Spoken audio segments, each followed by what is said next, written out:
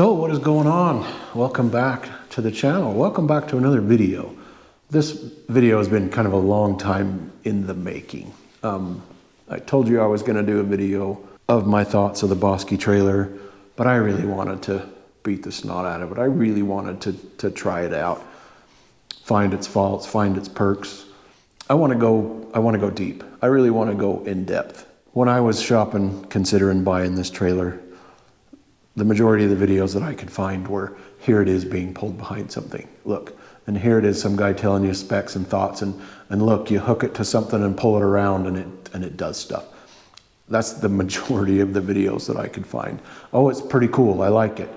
Those are the videos. And if that's the video that you're looking for here, I'll save you some time and I'll say, yep, you hook it to something, you pull it around, and it does what it's supposed to do. That's the short version. That's the context of every dang video that I could find. I want to go deep. I mean, it's that time of year that maybe you are considering buying something like this. Maybe that's why you're watching this video.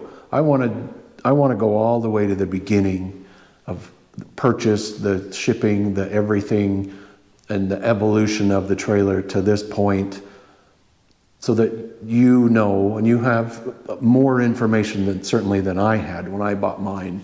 So we're going to do a deep dive. This is going to be a fairly long video, hopefully not too long, but I want to cover everything. I want you to end this video with the knowledge that I have currently, which was a hell of a lot more than I had when I considered buying it in the first place. So let's just get started. So I've been compiling notes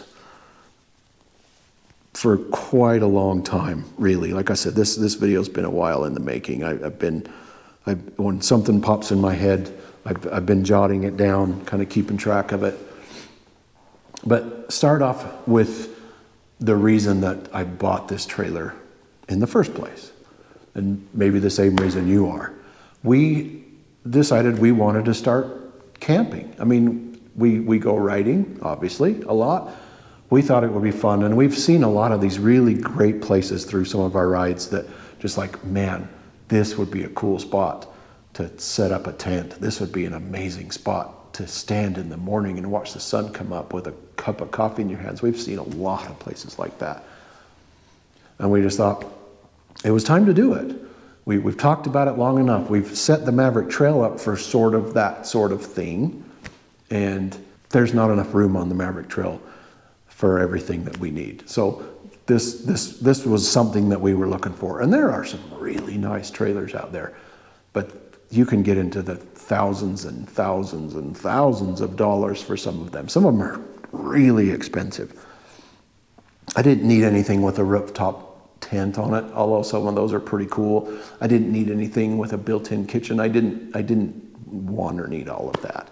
So I bought the 800 because it's a single axle, it's short, it's less than 50 inches wide. That was a big thing too. It needed to be less than 50 inches so that I could get it on the trails that the Maverick Trail and the ATV go on. They do make a version similar to this. It's a double axle, it's a little bit longer. The 1600, that was too big in my opinion. I didn't want to carry that much stuff. I just thought the single axle was going to be more than enough, and this size is really more than enough for the stuff that I wanted to carry. I wanted something short and nimble. I wanted something that I could pull with the ATV, and so the 800 was perfect. They do make a big one, like I think they call it the 2000. It is 60 inches wide, and it's really long. It's got 2 fuel can holders in the front. It's pretty impressive.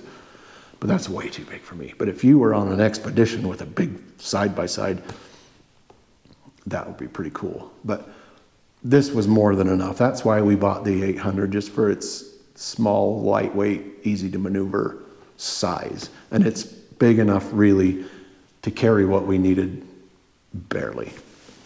The elephant in the room is the price. They're expensive. I just looked it up online. As I'm doing this video right now, it is the end of April. Gosh, it's almost May. It's going to be May in a couple of days. As I'm filming this video, the current price of this trailer on Bosski's website is $1,999.99. So $2,000. I didn't pay that much for mine. Now, Bosski didn't send me this to test. Bosski has no idea who the hell I am. I paid full retail price for it. I paid freight. I paid everything for it, full price. But I ordered this a year ago. I ordered it in January of 2021. And at the time it was, now honestly, I can't remember if it was $1,500 or if it was $1,550. I really don't remember. I'm going with $1,550 because that for some reason sounds right. $1,549 is what I paid for it. When I ordered it, about 2 days later, I got a call from somebody at Bosski, and they said, you know, we're out, we don't have any in stock. Do you want your money back? And it was January. I wasn't using it anytime soon. I was just getting my order in so that I would have it. I'm like, no, you just, when you get one, send it to me. And I believe it was March, around middle to end of March of 2021, it finally came. You know, they let me know it was shipped. And they're in Idaho where I am, and so it didn't take very long to get it once they actually shipped it. But yeah, I have seen, as I've been keeping notes through the last several months, I've been keeping an eye on the prices. And I have seen this as high as $2,250. Now we're down to $2,000. And I know the cost of materials have gone up. I know the supply chain issues. My wife orders a lot of aluminum and steel for her job. She knows how much the cost of steel and aluminum has gone up. I understand the price increase, but $2,250 was a big pill to swallow, and maybe the demand was high enough that they were getting that for them. I don't know, but holy crap, $2,250. I don't even remember what the $1,600 and $2,000 were, but they were just like. But as of today, they're $2,000. Now, something else you have to consider on top of that initial cost is freight. These come shipped on a truck. It's truck freight, LTL freight. They come on a pallet. This one, I don't know how the bigger ones are shipped. Probably somewhere similar, I don't know. But this come on a pallet, on a standard 40 by 48 pallet. I think it's around 300 pounds total shipment weight. But freight is pretty expensive, and I know freight has even gone up since I bought mine. There's a trucking shortage and everything else, but so freight charges may have gone up since then. But I think I paid about $250 for freight. I don't remember. It's been a while. But there's two methods. Now, the most expensive method for freight is to have it shipped directly to your house. If you want it shipped to your house, it's going to cost you extra because the freight company has to arrange it to be put on a lit trailer with a lift gate on it. And so they will call you to set up an appointment for a delivery date that they can arrange this trailer. They'll bring it out, you know, they pallet jack it out onto the lift gate, lower it down to the ground, and bring it out. There is a pretty substantial extra charge to have it shipped to your house. Another option that is quite a bit cheaper, you can have it just dropped at that freight company's terminal nearby, and then you can take your pickup to the freight terminal and pick it up there. That will save you quite a bit. Or you can do what I did. If you work somewhere that has shipping docks and forklifts, that's the way to do it. And that's what I did. It came to my work. I drove it at forklift in there. I unloaded it off the freight truck, inspected it for damage, signed the driver's bill. He was on his way. I hauled it out and put it in the back of the truck. So yeah, keep in mind of that initial cost. There is a pretty substantial freight cost. So now there's a standard freight rate on the website. You know, you add it to your cart and it pretty much gives you a standard shipping rate. If you call them directly, it seems like I'd called him a few months before I actually ordered mine, and or emailed him even, I don't remember. They can give you a more accurate freight cost from there to your place, and it might be less. I think the amount that's on the website is a pretty standard across the board freight charge. So, but if you live anywhere near a distribution center, something like that, freight might actually be less. So it might be beneficial for you to actually call them and get a quote on the phone. You may save a little money that way. So as I mentioned, it does come on a pallet. The main frame of the trailer is already bolted to the body itself, but everything else, the axle, the wheels and tires, the tongue, the racks, everything is all nicely wrapped in styrofoam and piled inside of the trailer box itself. So you get this big thing. Now there's a metal kind of a cage that this is bolted to, that is kind of a protective kind of a roll cage. It's really pretty good idea. So that metal cage, this is bolted to that metal kind of protective cage. It's covered in cardboard, and then the whole thing is kind of, you got some of that nylon banding to hold it all together, and then it holds that to the pallet. So mine arrived, it was in perfect shape. Everything is just small enough that it's inside the outer edges of the pallet, so they are protected. The cardboard protects it. That roll cage deal they had around it really kept it pretty well protected from forklift damage and bouncing off the walls inside the trailer, that kind of thing. Mine was in perfect shape. So I got it home. It's in the back of the truck. I didn't want to have to lift the whole damn thing out of the truck. So what I ended up doing was I pulled the cardboard off, opened the lid, and just started taking stuff out from inside of it. I took the wheels and tires out, took the axle out, took the tongue out, took everything out of the body of the trailer. And then I took the little bolts out that were holding the body to that kind of protective roll cage thing. And then my wife and I, we just kind of lifted it up, just this box part up and out of the back of the truck and down onto the floor. So I was just left with the pallet and that metal cage. The trailer itself is pretty light. The body of it's really pretty light. The overwhelming majority of the weight is the frame, the axles, the tongue, the tires, the wheels, everything that's down low. But the body itself is actually pretty light. So that's how we got it unpackaged. My first impressions while I was unpacking everything was really wow. I mean, there's not a better word. This wow. Everything is built. I mean, the axle is heavy. The tubing is so thick. It's all 2x2, and it's thick. Everything is heavy. The tongue is heavy. The axle's heavy. I mean, it was impressive, and everything's packed really well, so nothing was scratched. The powder coating is really good quality. Everything I pulled out was just like, wow. I mean, it really was substantial. I was impressed, honestly. I had some reservations about the tires. I mean, the pictures of it online, the tires they're not very flattering. But taking them out and actually seeing them in person, they're pretty substantial. I was like, okay, all right. I mean, the pictures don't do them justice. The pictures look like they're these big balloon, donutty piles of crap. And they're still big and balloony, but they're pretty impressive in person, really. And said 6-ply, I thought, well, these might work. Let's run them. You know, I had thought that's something I'm going to have to replace. I mean, when I placed my order, I thought I'm going to have to replace those wheels and tires at some point because those tires ain't going to cut it. But seeing them in person, I thought, okay, all right. I was really impressed. The assembly was pretty easy, but before I got to the assembly, and I kind of knew this too going through, but when you actually see it in person, it's just way too shiny. That raw aluminum and the big decal they had on the side, and it's like I got to knock the shine off of this sucker somehow. It's way too much.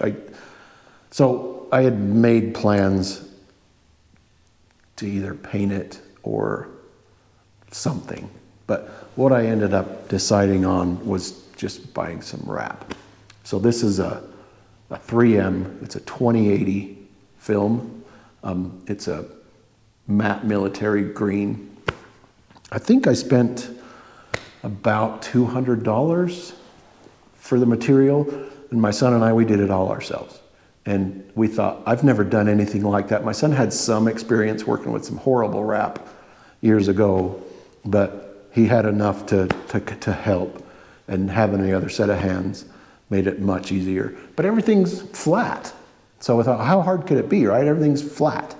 And we thought, well, before we assemble it, it'll be easier to wrap it really at that point. So I took the lid off so I could get the hinges out of the way and get these latches out of the way. a nice flat surface. We did the lid, big flat surface.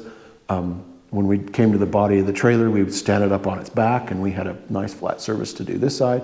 Then we'd tip it up on its nose, and we had a nice flat surface to do the back. It really was pretty easy. I mean, the way this film is, I recommend you spend a little extra money on the film, because it made a huge difference. The stuff that my son had worked with prior, he said, was just miserable.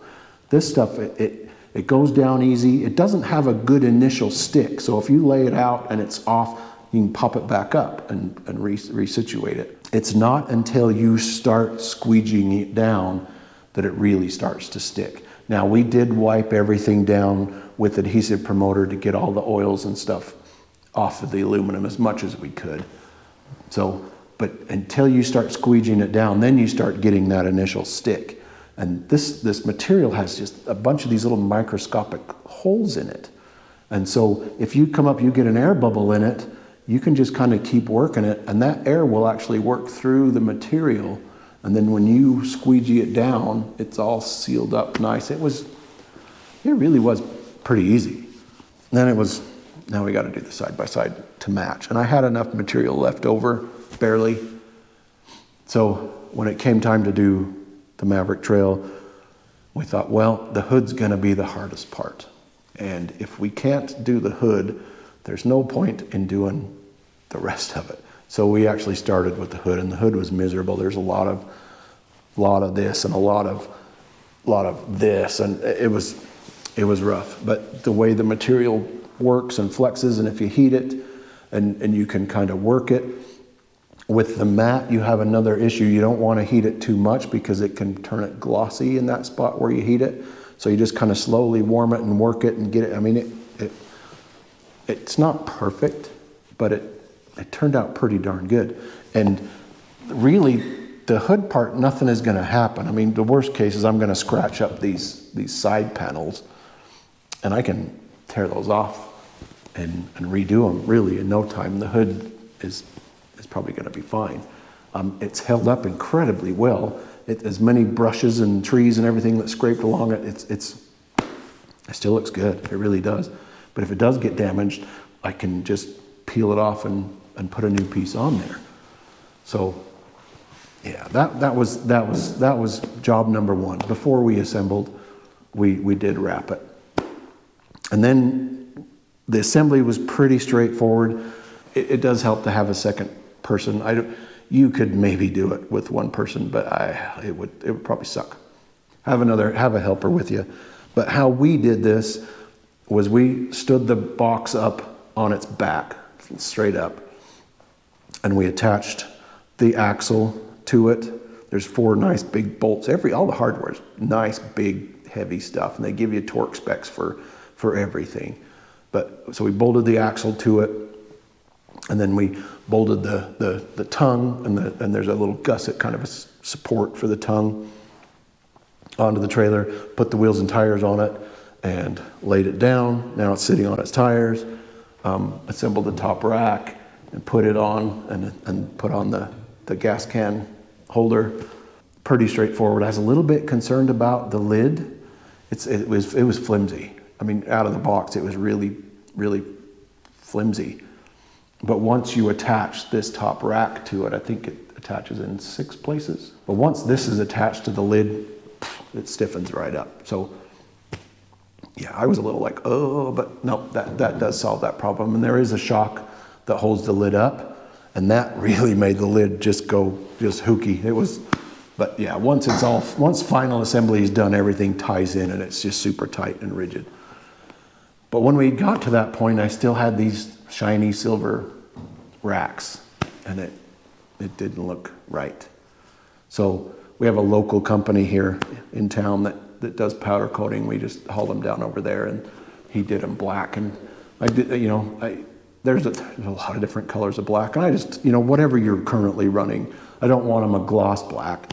So any satin or flat or whatever you're running, just throw it in with that. So, and they turned out fantastic. Did a really good job. And it helped tie everything together, getting rid of that last bit of shine. But that was it. I mean, assembly was pretty straightforward, pretty easy. It's all pre-wired. The wire is already in the tongue, so you plug it in. When you attach the tongue, you plug it in there. The wire is already through the body, through the frame. So you attach the tongue, connect the connectors there, put some dielectric grease in there. Then you attach the bracket with the tail light, which they do put a nice little LED tail light in there. You bolt the bracket for the tail light on, and you attach the connectors, plug it together back there with some dielectric grease, and done. So it's literally plug and play as far as electrical goes. So assembly was easy. Initial impressions were really good. The final, once we got the color, we were good. I was really happy with it. So the next step was wiring up the lights from the tow rig. And to Bosski's credit, they even give you the vehicle end of the wiring. It's all there. It's all 4 flat with a long, pretty decent length section of wire for the tow vehicle. That was a nice touch. Nice that they threw that in. So how I wired mine is right behind this panel. This panel just pops off. Behind this panel is a connector for the taillight assembly. And now you want to check your machine. It's a 3-prong connector, but some of those connectors are round, some of them are square. So just check to make sure which one you have. But I just found that connector on Amazon. And what that piece did, you undo the factory connector, and this just plugs in line with that. And it's all the same factory style waterproof connectors. So you basically plug it in place, and now it gives you 3 wires to play with. You have a ground, a tail light, and a brake light, all right here. So now I needed to figure out how to get the power from right here to there. Now, the only real complaint, if I had one, was the amount of wire that comes off the tongue of the trailer. It doesn't give you a lot. I don't know, foot. But I didn't want a wire hanging off the back of the rig. You know, when I wasn't towing, I didn't want this long piece of wire that I had to deal with. And to get it down even close to the hitch of the machine, I would have to go near the exhaust. The exhaust is just right here. So I was trying to figure out a way to make it clean and the way to round it right and the way that it would look good when the trailer wasn't connected. What I ended up doing, I think worked out best in my case. Straight through here, I was able to go up, almost immediately up and into the bed area of the machine. So the wire, and I've got it all, it's all loomed, it's all pretty. It goes up into the cargo area and down along this back wall, and it's kind of sandwiched between the cargo box and the edge of the cargo area. It runs along the base of it, comes right out to the middle of the bed, and that's where my 4-prong connector is right there. And it has a little rubber cap to keep them all sealed and connected. So when I don't have a trailer on here, that connector is kind of hidden back behind the back wall of the cargo area and in front of the cargo box. So everything's tidy and nice and sealed when I'm not pulling a trailer. But then the problem became, now I've got a gap between there and there. So I went to the auto parts store. I bought a section of wire, the 4 flat wire with connectors, cut it and trimmed it and added it and edited it to basically just become a pigtail, a jumper from there up to that connector. And it's a piece about this big. So I have a nice short wire coming off the trailer. I have no wire hanging off the machine at all. And I just have this other piece that comes off. It looks nice and clean when I don't have the trailer attached, but it's super easy now to connect. So I just leave that pigtail attached to the trailer, and that's not a big deal. But that's how I solved it. So I get the power from this connector here, tail light, brake light, and plug it. It was really pretty easy. The hard part is trying to figure out how to get power from your machine, and yours may be completely different than mine, obviously, depending on what you have. Now we'll just go over some of the specs. It has a 2x2 inch steel frame. The overall dimensions, 47 inches wide, 89 inches long, 44 inches high. The bed itself is 45 inches wide, 49 inches long, and 24 inches high, for a total volume of 45 cubic feet inside the bed. Now, it has a gross vehicle weight rating of 800 pounds and an empty weight of 258 pounds. So it's super light. It's easy to move around for sure. Even when it's loaded, it's pretty easy to maneuver around. But now, if my math is correct, if the gross vehicle weight rating is 800 pounds, dry weight is 258, that gives me a 542 pound cargo weight capacity, right? It does sound impressive. 542 pounds of carrying capacity is a pretty impressive number for a trailer like this, but I have a lot more to say about that later. But those are the basic specs. After I got it assembled, I posted some pictures up on Instagram. One of my followers pointed out, he builds a lot of aluminum stuff, and he had pointed out, and as soon as he said it, it was like, oh yeah. Now, with aluminum, if you rub it with your finger, you just sit and rub on aluminum like this, your finger turns black. So anything you have stacked in there and rubbing around in there is going to turn black from the aluminum. And he suggested, bed liner, something coating the inside of the box. And it was like, yeah, that does make perfect sense. So thanks for the tip, Jeff. Yeah, that worked out perfect. I went to O'Reilly's and I just bought one of those bed liner kits, with a can and a roller, and just rolled it on. It's not the soft kind of rubbery style. It's hard and thick and got a heavy texture to it.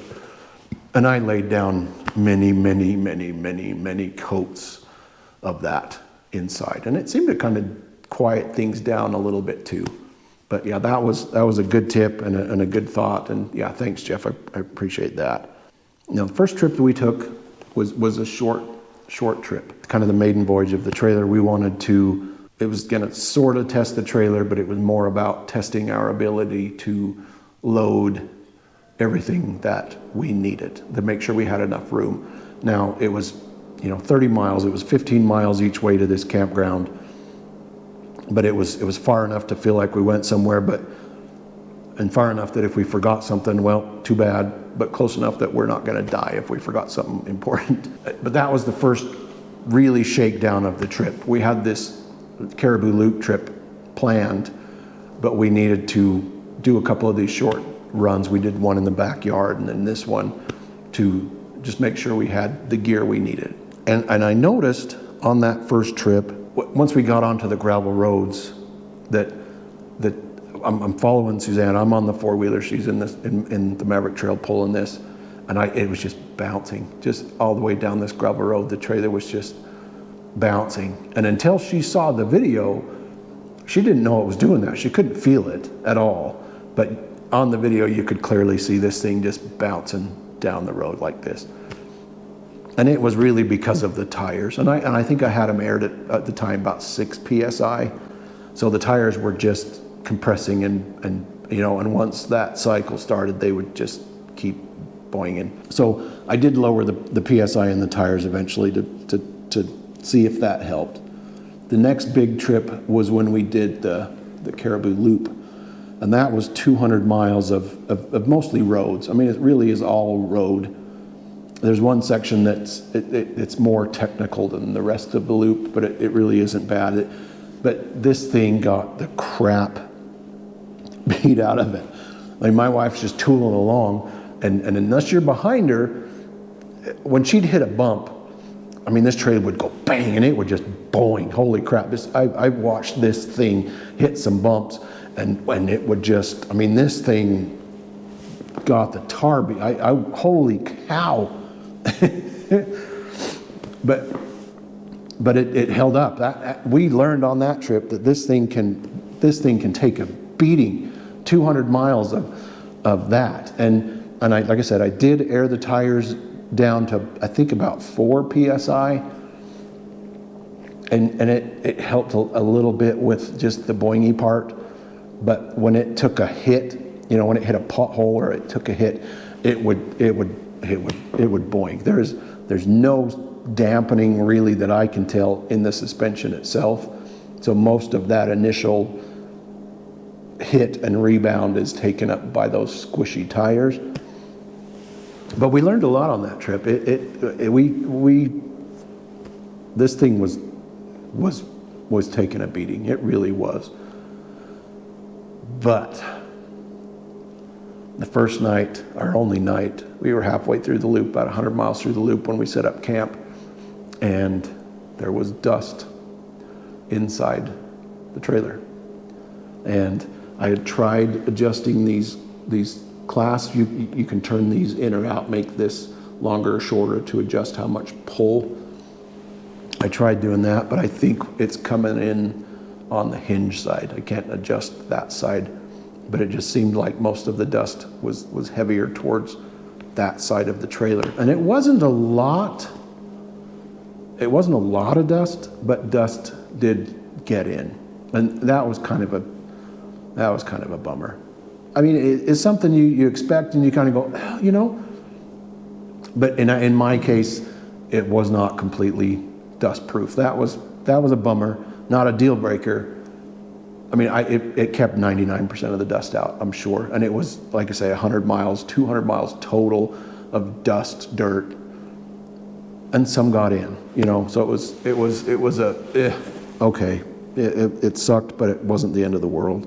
And I had our lawn chairs strapped to the lid, and I knew those lawn chairs were going to move. I knew those lawn chairs were going to rub the wrap on the lid, and it ended up rubbing completely through and rubbing on the lid and everything else. So when I got back from that trip, I got this piece of rubber mat and cut it to fit this piece here, just for some protection. I've even noticed now that this rubber mat has some wear spots from our chairs that have been on the lid. I need to rethink that somehow, but I did add this rubber piece just to protect the wrap on the lid. I may have to do something a little more extreme, but for now that works. And it does deaden down, so when things do bounce around on the lid, they're not bouncing on the metal, you know. But that did work. But yeah, that was the things that we learned on that trip. After watching it bounce around, and lowering the tire pressure in the stock tires, and that's when I realized that these stock tires really aren't cut out for it. I mean, they are what they are, but it's just like I was starting to get a little turned off of the stock tires. But the clincher of the whole ordeal, I mean, we finished the loop, we loaded everything up, came home, unloaded everything off the trailer, put it here in the garage. The next morning we went to work. We got home from work, come back through the garage, and the trailer is sitting like this, and one of the tires on the trailer are completely flat, laying on the rim flat. And I thought, well, that's a good thing I didn't do that. And I don't know if we ran over something while we were loading it onto the trailer or unloading, I don't know. But it had 2 nails in it, and it was flat. And so in my mind, I thought, well, between the fact that they're obviously not very durable, the fact that they're thin and boingy, I mean, all of these things just added up to, yeah, I need to replace the tires. I didn't think I was going to have to. I was hoping I wouldn't have to, but we're going to have to replace the tires. This is where I screwed up, but it is what it is. The tires that come on it are a 25 by 12 by 9. Now, my brain turned that around to a 25 by 9 by 12. It's a 12-inch rim, right? I don't know. That my brain turned it. My bad, we'll get to that. Now, they were a very big 25-inch tire. They were ballooned up to almost 27 inches, and they were 12 and a half inches wide. They were a big tire. So I was going to go 27 by 11 tire, and it worked out to be almost identical to the 25-12s. The problem was the 9. I read it as a 9 wide. It's a 9-inch wheel.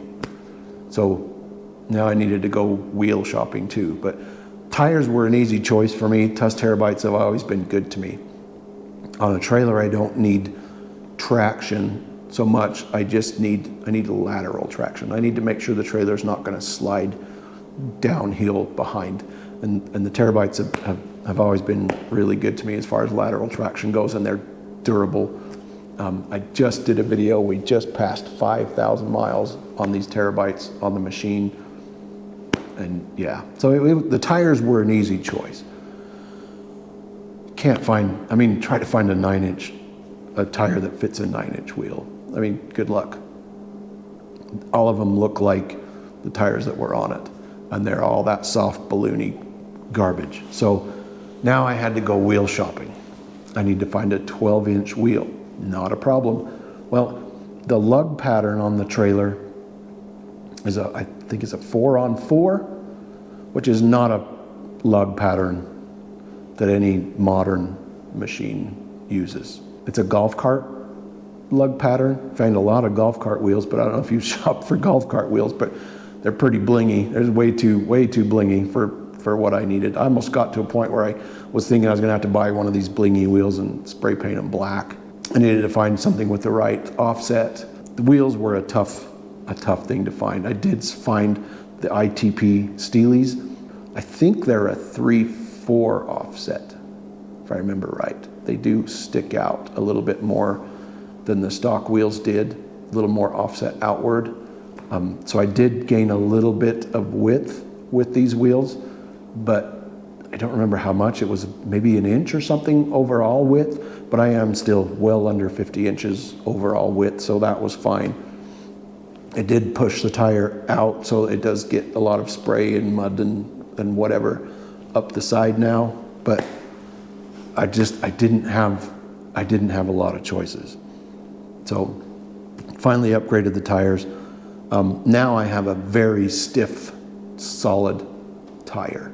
No more of that spongy stuff from the stock tires. I think I started off initially about 6 pounds in the Terabytes, and I did notice that when it hit a rock or hit something like that, it would boing a little bit. So over time and over a few uses, I ended up getting them down to 4, maybe even 3.5. There's hardly any air in them at all to make them as soft as I could, but the tire themselves are still very rigid. But all of this taught me where kind of the fault and my biggest complaint overall of the trailer is. We're just gonna go right into the pros and cons, and I'm gonna start on the cons because I kind of want to end this on a high note. But while we're on the subject, I really only have 3 cons, but I feel like they're kind of biggies. The fact that a little bit of dust did seep in bothers me a little bit. Maybe I'll try a little different weather stripping and see how that goes. But on the other hand, we did one trip, I'll put a link to the video up here, where we went to go camping and got rained out. So it ended up being just a long ride in the rain and in the mud. And this trailer was covered with mud. There was mud on the lid. The tires were flipping mud up, and everything inside stayed completely dry. No water got in, no mud got in. So big plus. Dust did find its way in, but rain and mud did not. So that's a good thing. Everything in it was completely dry and completely clean. The second thing was, another big problem I had was the tires. It's time to put a decent set of wheels and tires on your ATV trailer. And while we're at it, you need, if you're gonna have an ATV trailer, you need to use a lug pattern that ATVs use. It would be nice if I could have a nice set of matching wheels and tires on here. Now, lug pattern will vary depending on machine, but even if this is a 4x156 and I've got 4x137s, I could still have a matching set of wheels and tires, even though they'd be a little different lug pattern, so I couldn't interchange them, but it would still look cool. But it's time to upgrade your ATV axle to have an ATV hub bolt pattern. That pissed me off. trying to find a wheel that fits this obsolete. ATVs haven't used a 4x4 since '83, you know, and try to find a 9-inch wheel. Start putting a 12-inch wheel. I don't care. I don't know, a lug pattern that a modern ATV uses. Do that. That's issue number 2. Number 3, and this is where I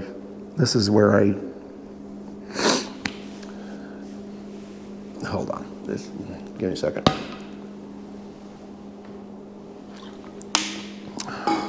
Here's my biggest complaint. Now, I mentioned earlier that this has a 542-pound cargo capacity, which is an impressive number. But looking at the size of this thing, how in the hell am I going to put 542 pounds of anything in here? I mean, if I filled it with sand, maybe I could get 542 pounds in here. Then how the hell am I going to get it out? But for what this trailer is for, the axle it's too much. I mean, in reality, I probably have less than 200 pounds of stuff in here.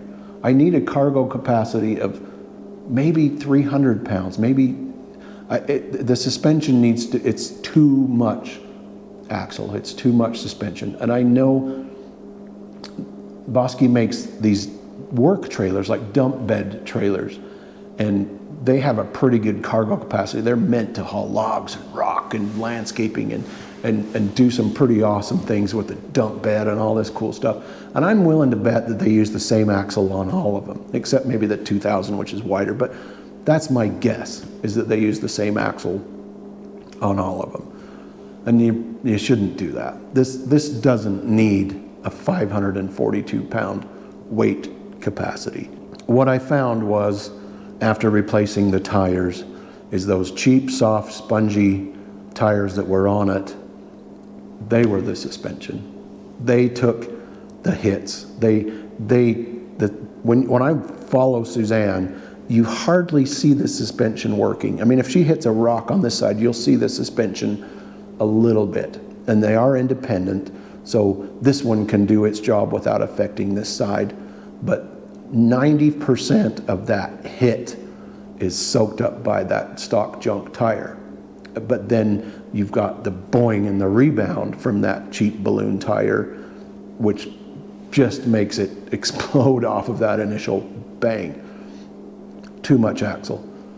And after I had replaced them and put these heavier tires on it, my thought was, this tire is now going to force the suspension to do its job. They're heavier, they're thicker, they will, now that I have them aired down, they will take a little bit of that initial hit, but the rest of it is now, the suspension is going to be forced to take it. And it did to an extent, but it's too much suspension. It will hit and it boing. And getting rid of the stock tires did get rid of that bouncing up and down, going down the road thing. That's gone with these, which is a big plus. And it does soak up some of that initial hit, and because of the stiffness of the sidewall and the tread itself, they don't have an easy boing back to.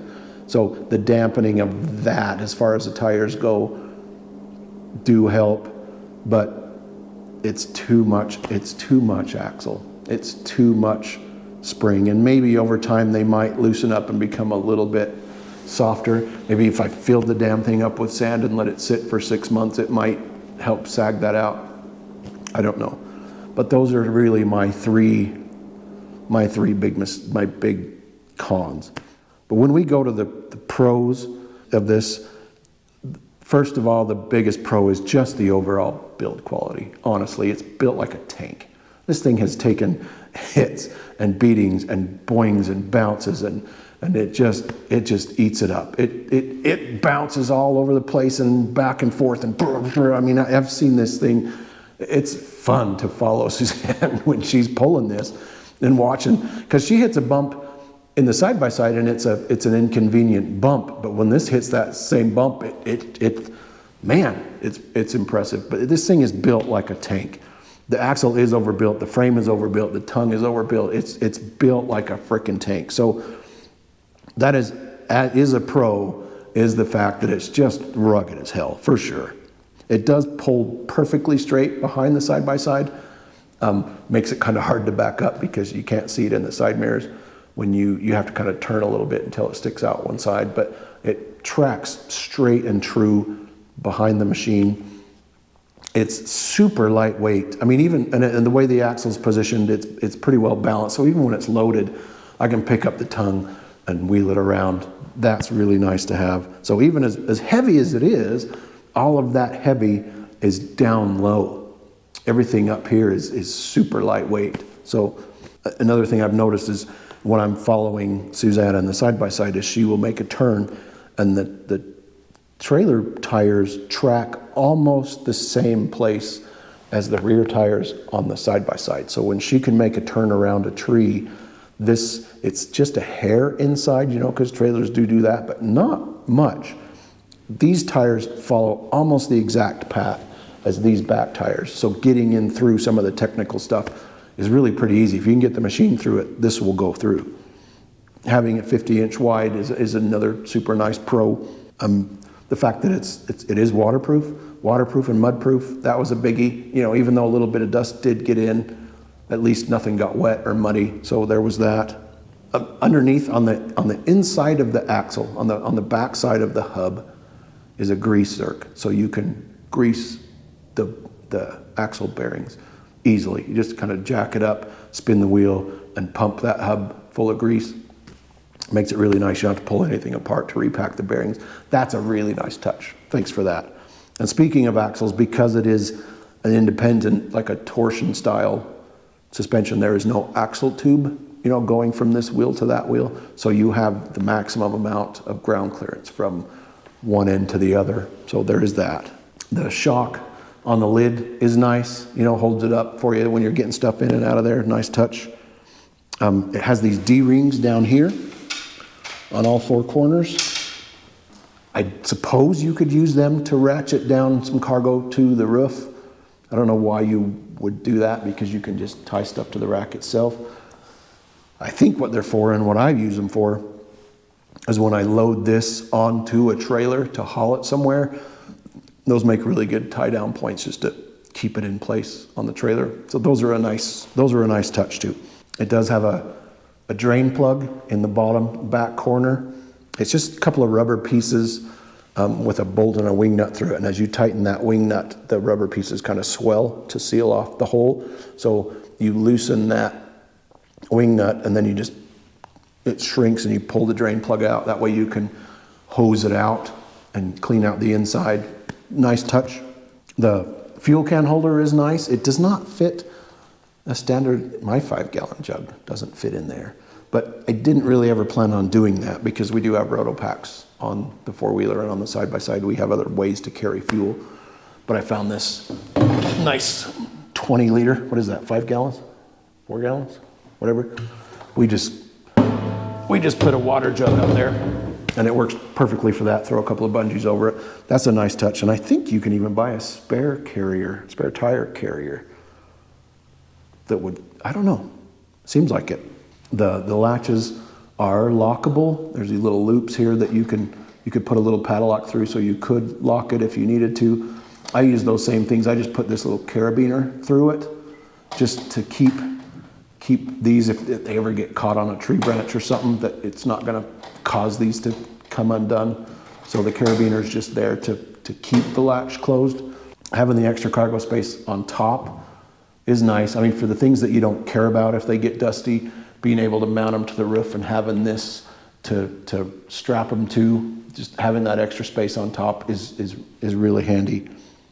And overall, it seems like it's pretty well thought out, and in some cases maybe overthought to the point it's overbuilt maybe to an extent, but it seems to be really well thought out. So here's really what it all boils down to: is it worth it? I paid $1,550 plus freight. It was under $1,800 total shipped. I think it's around $1,725, whatever. I have got my enjoyment out of it. It has broadened our this aspect of what we do. It's added this extra layer to what we already enjoy doing, and we've really enjoyed it. We've had so much fun going out on these trails that we've been on, and these, like we've always said, man, I'd like to have a campsite right there. Well, now we can. And I'm an old man. I mean, I just turned 50. My wife is a very young and vibrant young lady. She doesn't have the problems that I have, but I can't just throw a sleeping bag in the dirt anymore. My back, my shoulders, I can't do it. So I need stuff. And you know, we carry these cots, not big, but they keep you off the ground a little bit. Cots plus a little pad, plus a sleeping bag. I need stuff to be comfortable, and I needed something to carry that stuff. You know, I needed something to carry a nice big cooler, because I do like to drink a beer or two at night. So I needed something big enough to put a decent sized cooler in that can haul all of our food and drinks and everything else. And I mean, bottom line is I needed this to do those things. So it's the fact that it's now given us that opportunity to do that. For me, yes, it was worth. It still is worth what I paid for it. It's brought us so much enjoyment and so many cool things. That Caribou Loop, that 200 miles of Caribou Loop, and we hope to do it again this year. We'll see how it goes, but that was so much fun to do an adventure, not just a day ride from a central camp spot, but kind of an adventure, a self-sustained adventure. Yes, and we're going to continue to enjoy it. I mean, this trailer is going to live longer than I am. That's for sure. This thing, it does live here in the garage, so it's not out in the weather. This trailer will be around a lot longer than me. I'm not going to have to buy another one. You know, this isn't one of those disposable pieces of junk. It's one and done. Bought it and it's done, and it's going to last forever. And for me, yes. So would I do the same thing today? Would I pay $2,000 plus freight? And I'm sure freight is more expensive today than it was last year. Might be $2,400. I don't know. Would I do it? Knowing how much we have enjoyed it, yeah, I personally would buy it again, just because now I know how much fun we're going to have with it. And now we're into our year number 2 with it, and we've got more plans and more stuff. We're hoping to do a lot more stuff close to home this year than we were able to do last year. And yeah, I would do it again. But now I know that I need new wheels and tires right off the bat. I know that it's going to ride like crap. If Bosski takes anything from this, it needs a little less axle. It needs a more modern lug pattern. It needs a 12-inch wheel. If you don't do anything else, put a 12-inch wheel on it. But I love it. I do. I love it. I'm glad we bought it. I love how the way it looks. I think it looks fantastic hooked up to the machine. It's a lot of money for a frickin' trailer. It really is. But that's the bottom line. I know this has been deep. I know it's been down this weird rabbit hole. But if you're considering buying one, I think everything I said is valuable to you. And now you just have more information, certainly, than I did when I was shopping for mine. Thanks for watching. We'll see y'all in the next video.